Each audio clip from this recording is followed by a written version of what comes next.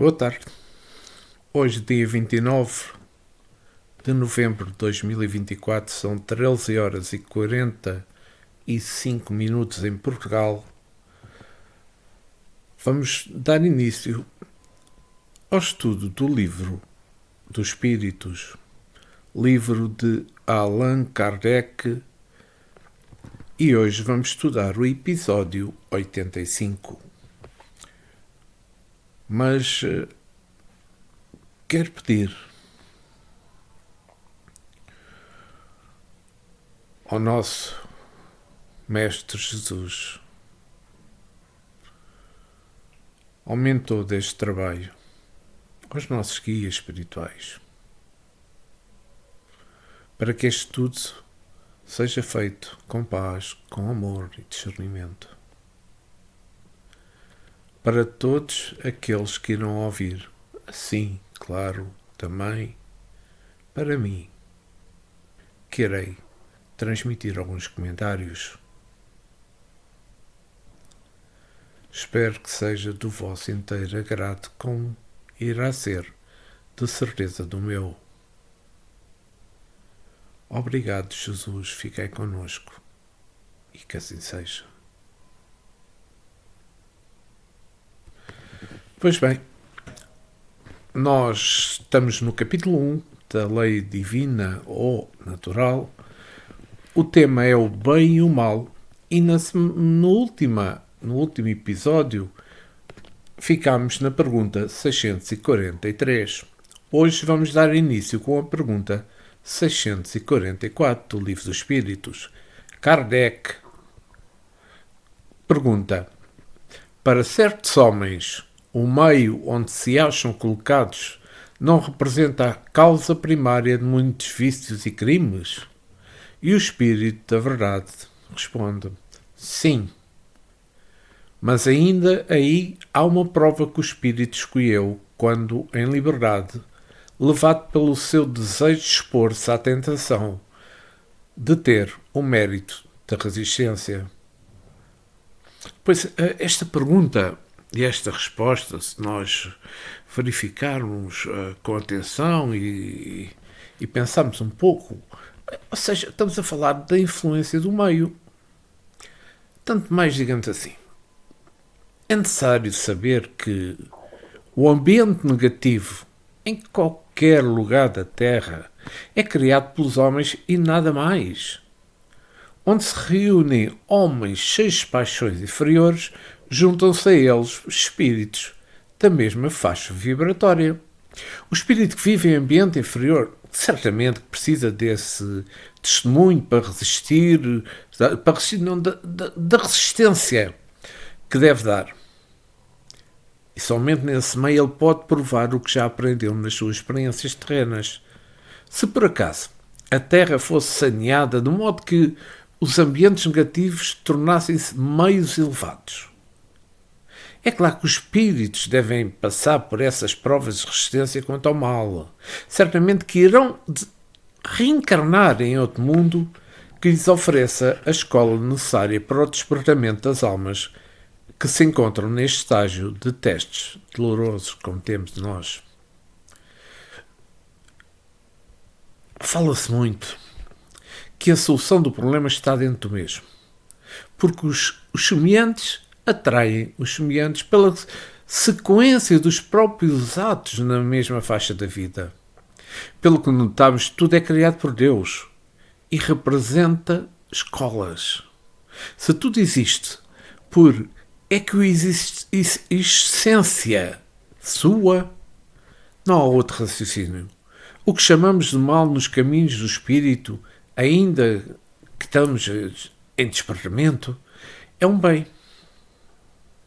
Porque as contradições de hoje poderão ser a fonte de conhecimento para o nosso futuro. O mal de hoje irá se transformar em bem amanhã. Estudando a natureza, nós notaremos que entre os animais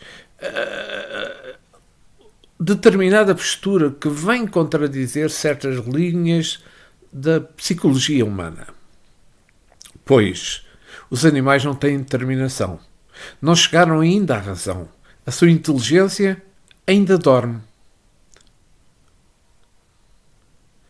Então, porquê é que fazem certas coisas, como o suicídio? Suicídio, claro. Como devoram os seus companheiros às selvas. E os peixes vivendo dos seus semelhantes. Os pássaros matando pássaros. É que é um instinto que vem de Deus para crescimento uns dos outros. É certo que se aprende muitas coisas menos boas no ambiente em que se nasce. Mas é sofrendo as consequências delas que nós aprendemos a tomar outros rumos. A nossa vida é cheia de experiências. A vida ainda não é totalmente compreendida. Ainda existem muitos segredos no correr das vidas sucessivas. Aquela parte que diz, conhece-te a ti mesmo, se encontra longe da maioria dos espíritos, encarnados ou não, que vivem na Terra. É que, assim, o que é que... Em tudo temos que dar graças, porque esta é a vontade de Deus em Cristo Jesus para connosco. Mais à frente, ele afirma com maior segurança das criaturas, abstendo-vos de toda a forma do mal.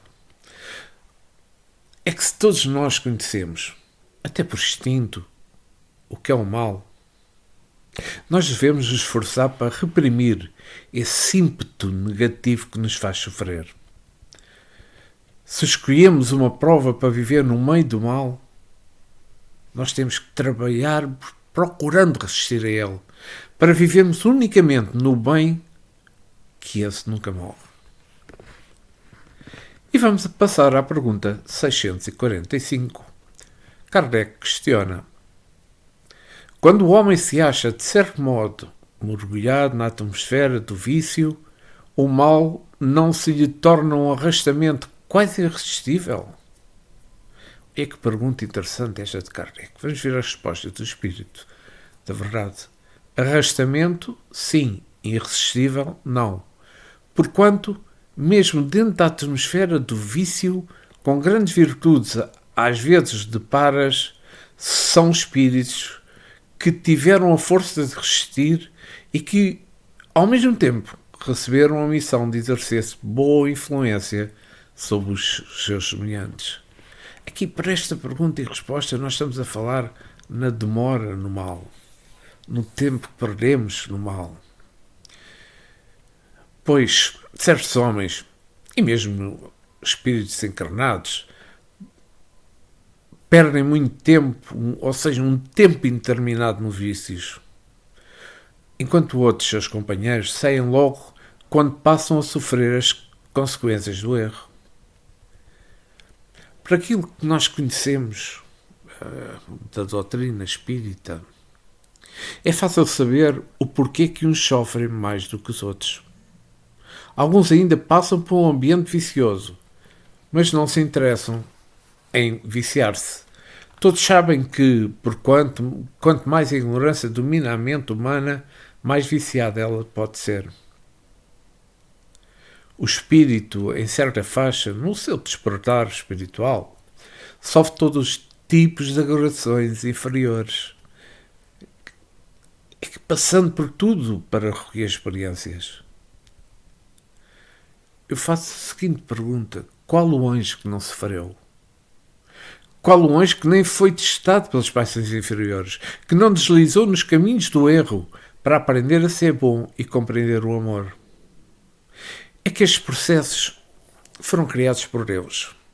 Se alguém acha que foram criados pelos homens, é só raciocinar. O homem foi criado por quem? E porque as suas tendências? Na onisciência do Criador. Ele, ao fazê-lo, não sabia que esse iria criar tais ou quais modalidades de erro? Acreditam nisto? É que o que existe no mundo, em se falando de faltas, sempre existiu. Para a educação do próprio faltoso. Isso é justiça.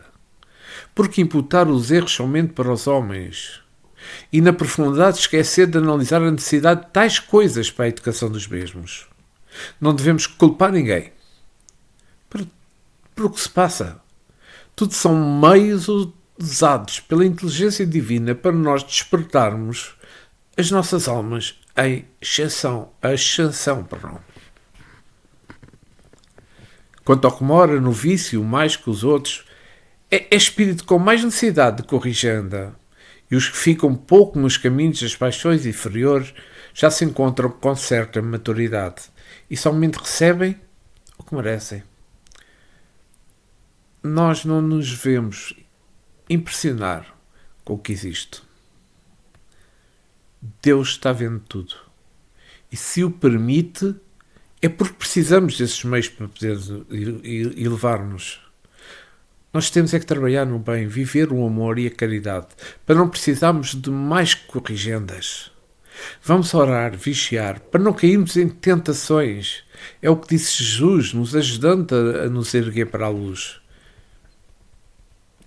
É que ninguém deseja sofrer. Todos temos o instinto de procurarmos as coisas melhores.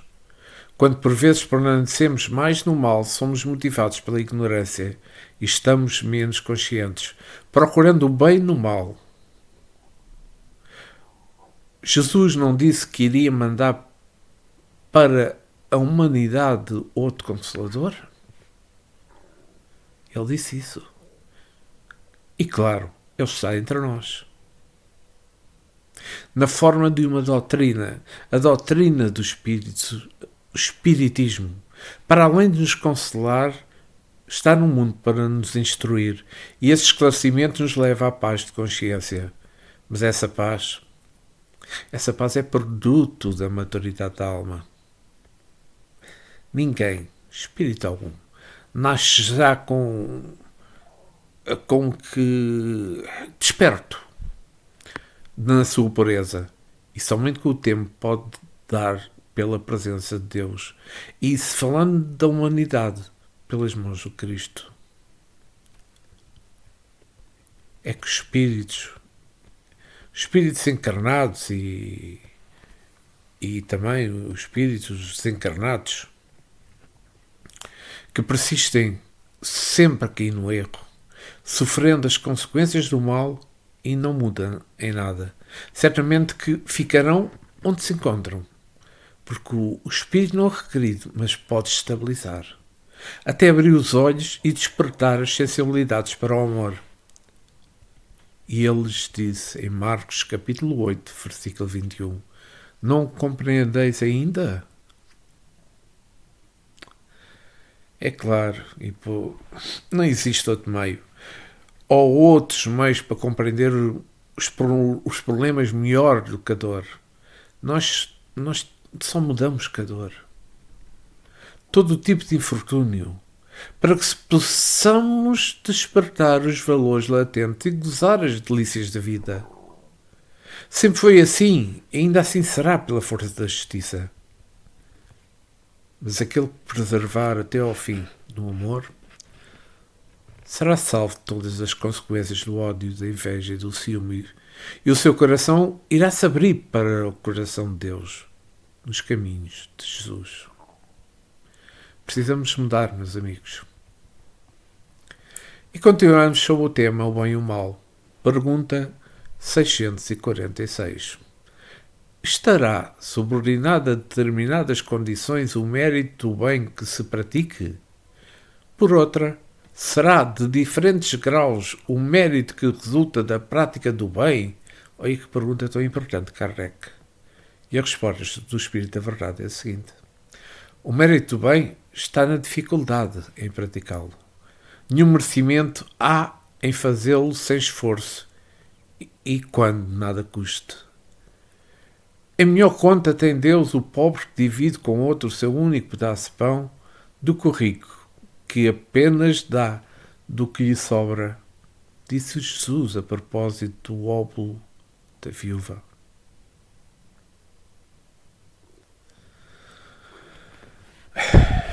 Pois, aqui falamos do óbolo da viúva.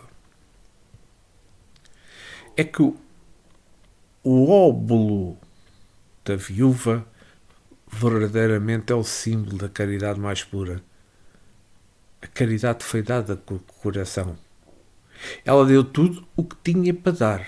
Talvez até o que precisava se alimentar. No entanto, a caridade entre os homens que crescem espiritualmente tomam outras formas. As posições são variadas no íntimo do coração.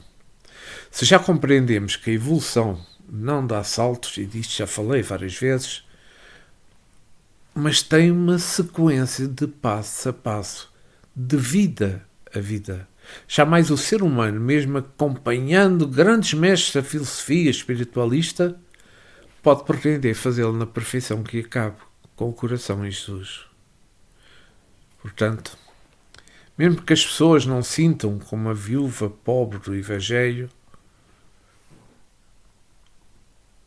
o amor de doar, o que tem em favor dos que sofrem, o que elas fizerem, mesmo do que sobra da sua mesa, já é um começo. Então, comparemos o seguinte. A criança, quando começa a andar, não tem os passos firmes que um adulto tem.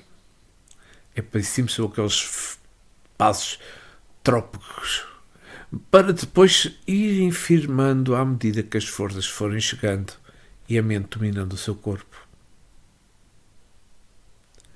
E para nós, todo ato de caridade é louvável. Com o tempo, aprenderemos a fazer caridade por amor. Com a doutrina dos espíritos, mesmo com a doutrina dos espíritos, pelas suas sábias dissertações sobre a caridade, aprenderemos pela maturidade espiritual a sempre servir os que andam connosco no caminho. Admiramos a nobreza do gesto da viúva, se servindo daquilo que tinha para ofertar, de modo que nem o gasofilácio anunciou, mas Jesus, vendo e sentindo a sinceridade dela, alegrou-se o coração em ver o amor que desprendia do coração da mulher em favor de outras criaturas. É que o que vale mais, certamente que são os sentimentos que irradiam na hora da doação e não a quantidade. Mas nos dias atuais, mesmo que falta sentimento de fraternidade no coração do doador, na oferta que cai nas mãos nobres dos ricos, ela é abençoada por enxugar suas lágrimas, por dar pão a muitos famintos e vestir muitos nus. Também encontramos com frequência pequenos óbulos cheios de ódio, assim como grandes quantidades envolvidas em amor.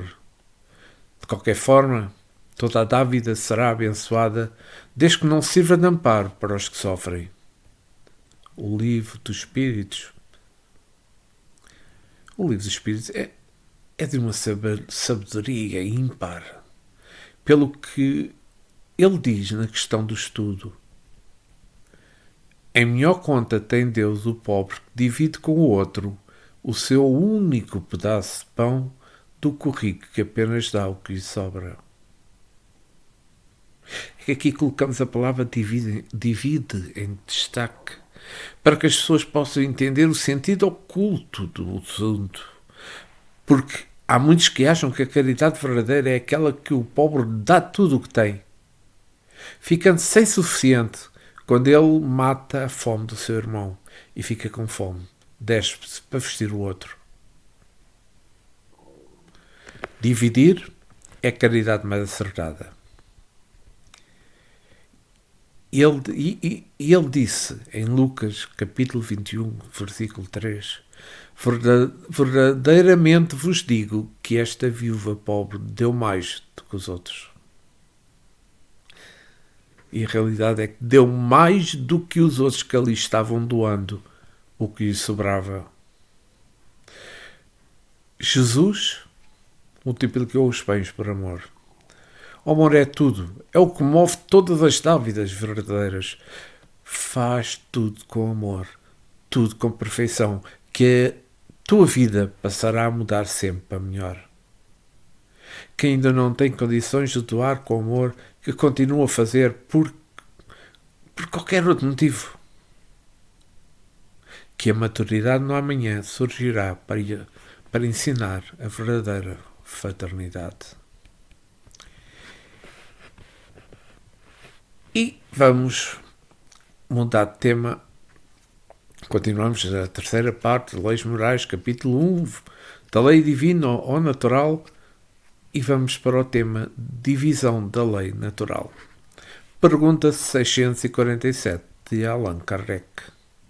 A lei de Deus se acha contida toda num preceito do amor ao próximo, ensinado por Jesus? Pergunta.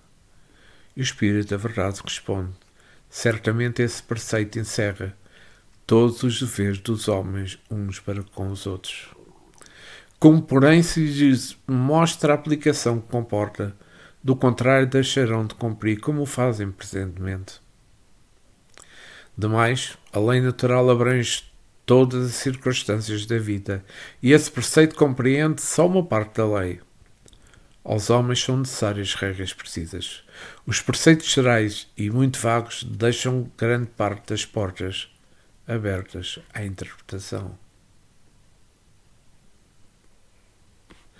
Eu acho que não vou errar, mas aqui nesta pergunta e nesta resposta estamos a falar da lei de Deus. É que é importante saber que a lei de Deus se fundamenta em um só atributo do Criador, o amor. Contudo, faz-se necessário que compreendamos que esse amor é a síntese da própria vida e que ela, sendo manifestação de Deus, se divide ao infinito, o quanto for necessário para a elevação das almas em transe, o despertamento espiritual. É quando se fala da lei de Deus, nós focamos num único ponto de partida, que é o amor. Entretanto, com esse amor não pode ser comprometido da maneira mais elevada na Terra. Ele se divide pelos poderes do Criador para educar e beneficiar todas as criaturas. Então vamos ver o que é que pode ser o amor nas suas manifestações. Ele é o maior de todas as virtudes somadas. Ele é o perdão, a fraternidade. Ele é a confiança, é a caridade, é a sabedoria, é a santidade, é a fé. Enfim, todas as virtudes como divisões são ramificações de amor. E cada coisa e cada alma o compreende de acordo com a sua elevação espiritual. Para que pudéssemos compreender o amor mais puro, Deus enviou o seu Filho, para nos mostrar como um exemplo o seu amor para com todos nós. Jesus Cristo é o amor na sua plenitude mais pura. Fala-se muito em várias mensagens que o Espírito precisa de duas asas para o seu voo na direção de libertação espiritual. Na verdade afirmamos que o amor é tudo. Quando se fala na sua pureza, porque quem ama realmente é um sábio. E o verdadeiro sábio o é porque ama. Entenderam? É que podemos dizer que a lei em que se estabiliza a criação de Deus é só uma. No entanto, por causa da inferioridade dos homens, são criadas regras no sentido de chegar a esse amor que liberta as criaturas. E as regras são sempre mutáveis, devido ao progresso dos seres, mas o amor é imutável, por ter sido criado por Deus, que sempre é, foi e será a perfeição. Se nós relembrarmos de Moisés, ele coordenou os 10 mandamentos e que depois de mais ou menos 15 séculos Jesus condensou em apenas 2. E depois de mais de 18 séculos Allan Kardec coube simplificar ainda mais, adaptando os 2 mandamentos de Jesus em 2 afirmativas mais chegadas ao ser humano, de onde poderiam ser melhor entendidas e que são: Educar, instruir. Mudam-se as formas da regra, mas no fundo é o mesmo. Aprimorar a alma, despertá-la, despertar os tesouros que existem em todos nós, no cofre dos sentimentos, onde Deus depositou toda a sua confiança. A humanidade, principalmente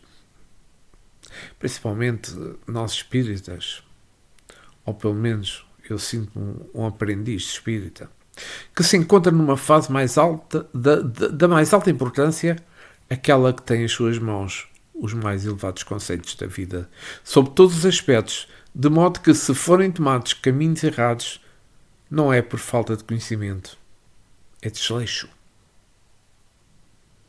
E o desleixo, meus amigos, pagará caro pela sua invigilância. A lei única está em Deus, quando ela se irradia por todos os mundos. Já se divide a fim de motivar os seus filhos para o autoaprimoramento espiritual. Não obstante, quando a alma começa a crescer, nos seus valores, as divisões do amor vão diminuindo, por não se precisar mais das suas advertências. É isto que devemos pensar e que devemos fazer. E vamos para a pergunta 648. Que pensais da divisão da lei natural em 10 partes, compreendendo as leis de adoração, trabalho, reprodução, conservação, destruição, sociedade, progresso, igualdade, liberdade e, por fim, a da justiça, amor e caridade? Que pergunta tão intensa esta de Allan Kardec. E o Espírito da Verdade responde. Essa é a divisão da lei de Deus em 10 partes. É a de Moisés, de natureza a abranger todas as circunstâncias da vida, o que é essencial. Podes, pois, adotá-la, sem que por isso tenha qualquer coisa de absoluto, como não tem nenhum dos outros sistemas de classificação, que todos dependem do prisma pelo qual se considera o que quer que seja. A última lei é mais importante, por ser a que faculta ao homem adiantar-se mais na vida espiritual, visto que resume todas as outras. Aqui falamos da divisão da lei. Vamos lá ver. Se Moisés simplesmente escreveu aquilo dito pelos emissários espirituais, contendo 10 regras para que os homens se educassem, preparando-se dessa forma o ambiente propício para a descida da grande luz desprendida de Deus, Jesus. Ele e o Pai são um. Isso nos leva a crer na sintonia de Jesus com o Criador, e é o que devemos fazer igualmente, nos ligarmos a Jesus e poder falar com Ele. Eu e Jesus somos um amor. O Espiritismo, sendo o cristianismo renascendo nesta época, pela misericórdia do mesmo Jesus, divide e subdivide as leis ao infinito. Nelas existem amontoados conceitos de luz, proporcionando a todas as criaturas que procuram o aprimoramento dos meios mais eficazes e mais reais para o despertar dos dons espirituais que todos temos. Paulo escreveu: não desprezeis as Escrituras. Vamos ler de tudo, extraindo deste tudo o que é bom para nós. Para tanto, temos uma razão para escolher, educar o nosso lema e instruir a nossa meta. Agradeçamos isso a essa doutrina de luz que surgiu no mundo pelas bênçãos de Jesus Cristo. Educar e instruir são divisões da lei do amor. Nós podemos entender Jesus de muitas formas, como sendo meios para a iluminação da consciência, entendendo determinadas verdades como a reencarnação do Espírito quantas vezes foram necessárias. Então lhe disse Jesus em João, capítulo 5, versículo 8: levanta-te, toma o teu leito e anda. Aqui o leito, no meu entender, é como se fosse o próprio corpo, que o Espírito estava prestes a deixar e o levanta-te e anda, é mostrando a necessidade da alma estar ligada ao corpo para a sua evolução espiritual. Tudo o que o Mestre falou tem muitos significados, de maneira que todos possamos compreender e tocar-nos. Como amar ao próximo como a nós mesmos. É muito interessante para as criaturas, porque neste mandamento as criaturas passam a conhecer Deus nesse amor. Porque essa regra divide. Não divide. Enganei-me. Essa regra divina e humana traz para todas as almas segurança e felicidade. Nós podemos estar certos de que todo o bem que encontramos nos nossos passos são divisões da lei do amor, convidando-nos para a educação e convidando-nos para a sabedoria. Nós não podemos perder a oportunidade que temos de servir com alegria e desprendimento. Com isso começaremos a ver outras coisas, de onde se desprende a luz construtora da paz. Certo? Não sei, mas isso começa pela educação das nossas palavras em todas estas circunstâncias. No meio do nosso verbo, poderemos servir em todos os minutos. Se observarmos o que João anotou e presenciou sob a força da palavra do Mestre, em capítulo 4, versículo 41, muitos outros creram nele por causa da sua palavra. Então, a palavra bem ritmada no bem, a palavra educada no amor, faz com que quem o ouça creiam no bem e passam a fazê-lo pelo seu exemplo. Esse acaba por ser um dos objetivos do Espiritismo. Ensinar as criaturas e fazendo o bem por amor, tornando-se eles o próprio amor para a segurança da caridade. Nós temos que apegar-nos a todas as divisões da lei de Deus, pois elas são as forças da luz do coração do Criador, ampliando a nossa crença em Jesus Cristo. E vamos passar ao capítulo 2. Estamos na terceira parte das leis morais, passamos ao capítulo 2 da lei da adoração. E aqui, neste capítulo, iremos falar sobre o objetivo da adoração, adoração exterior, vida contemplativa, a prece, panteísmo, sacrifícios. E vamos começar sobre o tema o objetivo da adoração, o que nos leva à pergunta 649. Em que consiste a adoração? Pergunta Allan Kardec. E o Espírito da Verdade responde: na elevação do pensamento a Deus. Deste para a adoração aproxima o homem da sua alma. Então, nesta pergunta falamos mesmo da adoração, não é? E vamos falar um pouco sobre a palavra adoração. Esta palavra, adoração, nos traz uma vibração que nos parece uma modalidade de adorar a Deus de forma primitiva, como se fosse para paralisar-nos diante de tanto serviço que nos chama a respeitar o Criador através do trabalho. No entanto, não é assim. Existem muitas formas de adorar a Deus, de acordo com a evolução das criaturas. O sábio adora a Deus pelas suas realizações. Jesus adora o Pai fazendo a sua vontade, operando sempre a favor da harmonia universal. Os homens elevados formalizam uma adoração ao Senhor pela sua vida contínua no bem comum. Se queremos adorar a Deus, não nos devemos esquecer a caridade. Desde o momento em que nos levantarmos da nossa cama, começar o dia ajudando, as oportunidades não faltam. Não deixemos de orar pela nossa compreensão em todos os minutos em que estivermos em contato com os nossos semelhantes, para que nunca perder a paciência diante de tantos problemas que sabemos existir. Nós temos de fazer-nos surdos quando ofendidos, não revidando com as mesmas armas do ofensor.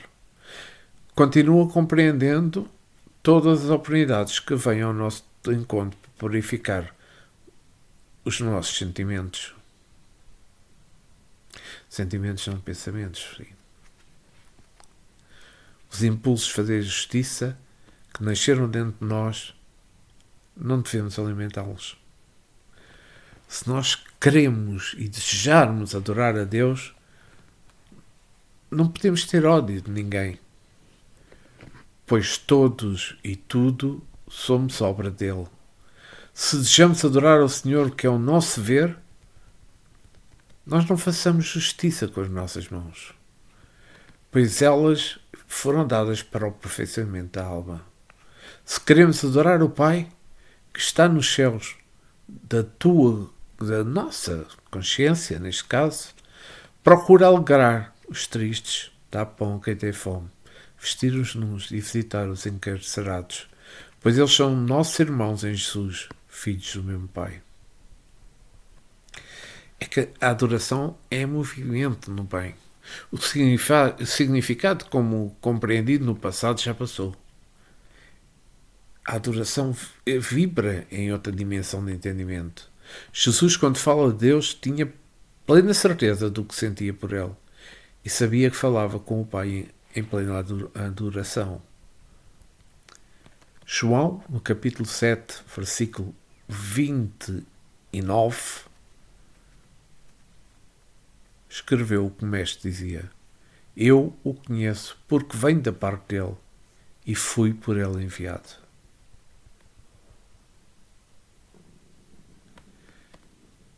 É que torna-se tão importante para nós esta afirmativa de Jesus.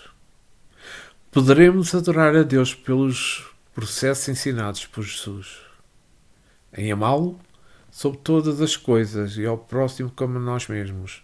Tudo é válido, desde quando espiritualizemos todos os nossos atos, movidos por amor, dentro daquela pureza que a consciência eternizou no bem universal. Todos os povos tinham e têm seus meios de adorar a Deus. Aos espíritas, nós devemos elevar os nossos pensamentos ao Criador. Com amor, com sinceridade. Mas que devemos, pelo maior tempo, adorá-lo pelo trabalho elevado, pelos pensamentos solidificados no amor e pelos gestos de caridade. Se nós estivermos lendo um livro digno de ser lido diante de Jesus, estaremos adorando a Deus. Porque estaremos ajudando na construção do bem e da verdade. Nós não podemos perder tempo como os nossos antepassados, de paralisar-nos perante a adoração, dias e mais dias, esperando dos céus as bênçãos do Criador. É que o processo das almas nos leva a crer, sem que possamos voltar atrás, que poderemos adorar a Deus com mais eficiência, nas mais altas realizações do modo de ensinar, o que foi ensinado por Jesus. Esse é, pois, o maior objetivo da adoração: adorar o Pai em espírito e adorar o Pai em verdade. E vamos a mais uma pergunta. Pergunta 650. Origina-se de um sentimento inato a adoração ou é fruto de ensino? E o Espírito da Verdade responde: sentimento inato como o da existência de Deus. A consciência da sua fraqueza leva o homem a curvar-se diante daquele que o pode proteger. Isto não poderia haver mais sentido direto. Então, esta pergunta 650 leva-me a pensar no sentimento inato. Então, adorar a Deus é um sentimento inato de todos nós, reconhecendo que aquele que protege a criatura em todos os meios É uma gratidão dos que já reconheceram ou despertaram para a realidade. Não é? É que o reconhecimento da sua fraqueza leva o homem a curvar-se diante da força soberana, porque encontra nessa força maior, ou seja, nessa força maior toda a sua segurança, depositando a sua fé e fluindo dentro dela toda a esperança de viver. Todos nós cremos em Deus, é para nós o saber que Ele existe. As formas de reconhecimento, essa paternidade são diversas, de acordo com a evolução já alcançada por cada um de nós, porque devido à existência de Deus, em quem se irá crer. Ele, se analisarmos, está sempre nos protegendo, dando-nos a vida, o alimento, a água, o ar, as vestes, a moradia, tudo o que existe e tudo o que necessitamos. Nós temos que reforçar os nossos sentimentos de gratidão. Há aquele que nunca esquece e cada vez mais aproximar-se da luz que nos gerou. Essa é a crença. Essa é a crença. É um sentimento inato de todos os povos. Tem um fundamento na verdade. O nosso dever é cada vez mais apurar esse sentimento e saber da melhor forma adorar o Criador de todas as coisas. Se Jesus reduziu os 10 mandamentos a apenas 2, ainda nos agradam os 10? Até temos de seguir colocando-nos em prática, que não perderemos por isso. Se nós queremos reduzir os 2 em 1, nós podemos fazer. Porque quem ama a Deus sobre todas as coisas, ou em todas as coisas, está realmente amando a tudo e a todos. Basta que nós possamos compreender o que é amar. O amor é uma sintonia eterna do universo. Se nós tivermos alguma gratidão por pessoas que nos fazem o bem, o que adianta de Deus? O que diante de Deus, perdão? O que diante de Deus é um simples dever. Como não ficar grato àquele que nos deu a vida? Essa gratidão é adoração. E ser grato é dar continuidade àquilo de bom que se recebeu e que aprova a consciência em Cristo. Quando as experiências quando as grandes expedições de Portugal chegaram ao Brasil, encontraram milhares de seres humanos que já adoravam a Deus. Onde obtiveram eles esses sentimentos sob a gratidão do Criador? É uma pergunta interessante. Era o sentimento inato nas almas dos selvagens, como força da alma que a segurança não faltasse nos seus corações. Entre os negros, por exemplo, do continente africano, também havia um reconhecimento a um Criador e o adoravam da sua forma. É Deus operando em tudo e em todos, conformidade com a evolução de cada um.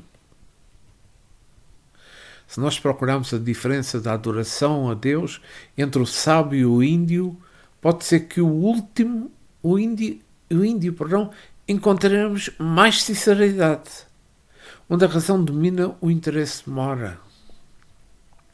No entanto, o espírito elevado é que expressa a sua gratidão mais profunda, com mais profundidade, porque no momento da adoração se entrega ao Senhor com todo o desprendimento, querendo ser apenas seu filho do coração e se iguala a todos, para se fazer uno na simplicidade em que foi criado, sem ignorância, por já entender as belezas da vida, de onde emana o verdadeiro amor. E vamos à última pergunta de hoje. Pergunta 651. Terá havido povos destituídos do seu sentimento de adoração? Pergunta Allan Kardec. E a resposta do Espírito da Verdade é a seguinte: não. Que nunca houve povos a Deus. Todos compreendem que, acima de tudo, há um ente supremo.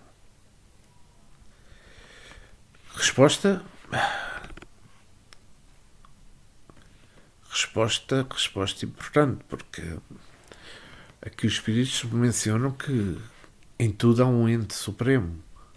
Então, mas isto falamos na pergunta que é feita por Kardec, estamos a falar de povos sem adoração, mas nunca houve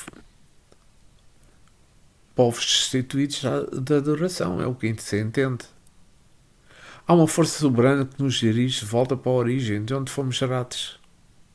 Podemos tirar essa dedução pelos filhos entre os seus pais, quando mais se tratando de Deus, pais de todos e tudo o que existe. Esse Deus vem-nos revelando gradativamente, de modo que a nossa evolução possa existir. Se queremos saber, todos os reinos da natureza adoram a Deus do seu modo. Quando o Criador, quando o homem, descobrir essa verdade, ele encontrará o seu Criador em todos os seus passos e sentir-se-á feliz. Pelas palavras do Espírito da Verdade, não existem povos ateus de negação total ao Criador. Atrás das palavras vibra. Há uma vibração que é o poder de Deus, se expressando como Pai.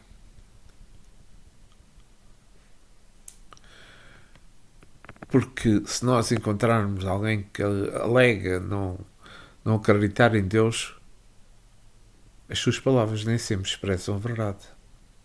Paulo, quando fala aos Coríntios, assim se expressa com veemência em sua primeira carta àqueles, no capítulo 4, versículo 20. Porque o reino de Deus consiste não em palavras, mas em poder. É que as palavras são formadas de conformidade com o que a pessoa aprendeu na sua faixa de entendimento. Mas o poder de Deus é sempre o mesmo. Irradia-se na consciência e a vida. Não existem ateus. Eles mudam de ideias, como mudam de roupa. Igualmente mudam de corpos, como todos os outros espíritos que Deus criou. As reencarnações são processos criados por o Senhor para despertar no imo da alma os poderes. As palavras são transitórias, até se fundirem nos poderes que são internos e que são verdadeiros. Se nós ainda tivermos dúvidas das coisas espirituais, nós temos que continuar tentando crer. Porque nós fomos feitos do mesmo modo que os outros. E nós somos filhos do mesmo Criador. E não se esqueçam que quem nega a verdade acaba aceitando-a por maturidade. O tempo da cegonha já passou. Hoje, nem as crianças acreditam mais pela maturidade dos espíritos. Assim, ainda existem muitas histórias que aparecem com a cegonha e que o tempo se encarrega de fazer esquecer para que tome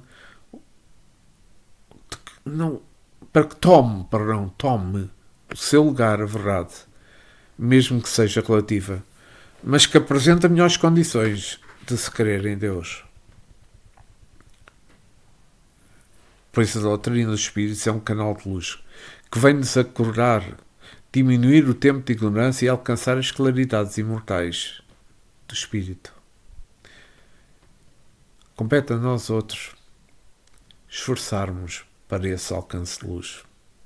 E essa luz irá fornecer-nos meios de nos libertarmos da ignorância com a qual nascemos. O Senhor não se esqueceu de colocar na consciência de todos uma luz, fração da sua própria claridade de amor. Se alguém não sabe explicar o que é Deus, para os que desejam negá-lo, é porque não o compreende. É muito mais difícil, diante do raciocínio mais apurado, negar essa força que tudo dirige com harmonia. Coloca a tua inteligência em ação e adora. Pelos meios que dispões,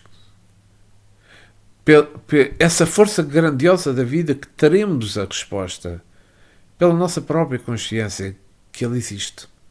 e que, embora tão grande, se encontra igualmente dentro de nós. Vou ler mais uma pergunta. Continuamos sobre o tema, o objetivo o objetivo da adoração. Pergunta 652 de Allan Kardec: poder-se-á considerar a lei natural como fonte originária da adoração?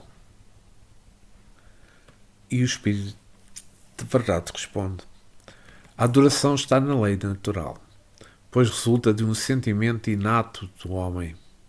Por essa razão é que existe em todos os povos, se bem que sob formas diferentes. Esta pergunta 652 é que aqui estamos a falar da fonte da adoração, não é? Então, a fonte da adoração se encontra na lei natural. Essa fonte origina, inspira todos os homens, civilizados e ignorantes, segundo as letras dos homens. É uma filosofia de vida que pertence a todas as criaturas, que não podem esquecer esse grande dever do homem de adorar a suprema justiça que nos orienta a todos. A adoração é variável de conformidade com a elevação da alma. Se a adoração está na lei natural, é lógico que emana da fonte da vida, por ser um reconhecimento da paternidade. Nós possamos estar onde estivermos. Não podemos esquecer daquele que nos deu a vida.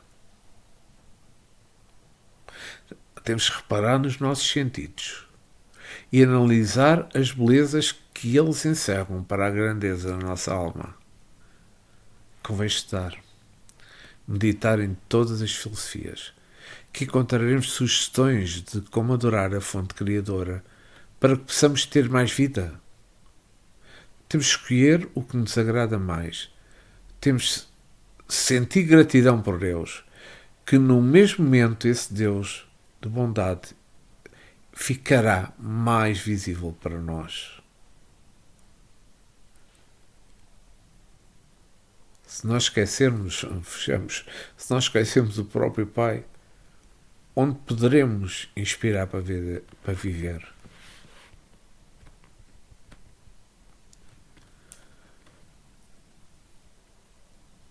Todos precisam de ver alguma forma para adorar. Os mais espiritualizados adoram-no em espírito e verdade. O que importa é que sempre devemos reconhecer a existência dessa fonte de vida, perfeição absoluta, e que é o nosso Pai de amor. O Espiritismo, codificado por Allan Kardec, nos mostra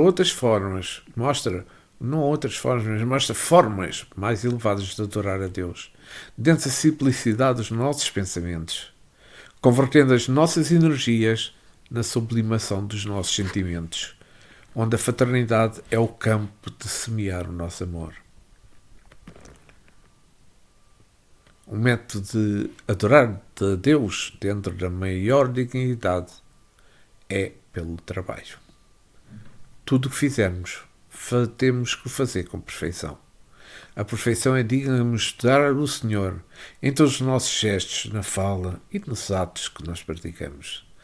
Se por vezes não compreendermos certas leis naturais, não devemos deixar de ter cuidado com as blasfémias ante o desconhecido. O que é que temos de fazer? Esperar e trabalhar. Que a compreensão poderá chegar em breve e muito mais rápido daquilo que nós pensamos.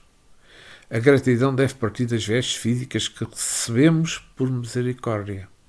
Dentro dela existem igualmente sinais de amor do nosso Senhor Jesus Cristo. E quantos irmãos maiores nos ajudam em nome do amor? São muitos. Nós temos que agradecer a todos, que o nosso agradecimento irá se tornar uma fonte de paz na nossa consciência. Nós não podemos perder a oportunidade, porque fora da caridade, no dizer do Evangelho segundo o Espiritismo, não há salvação. E a caridade bem conduzida é tudo o que leva o perfume de amor. Ainda há coisas que não temos tempo para dizer, mas que no referido tempo haveremos de ouvir. vamos tentar perceber o que Paulo falava aos Hebreus do capítulo 5, versículo 11. A esse respeito, temos muitas coisas de dizer e difíceis de explicar, porquanto vos tendes tornado tardios em ouvir. Mas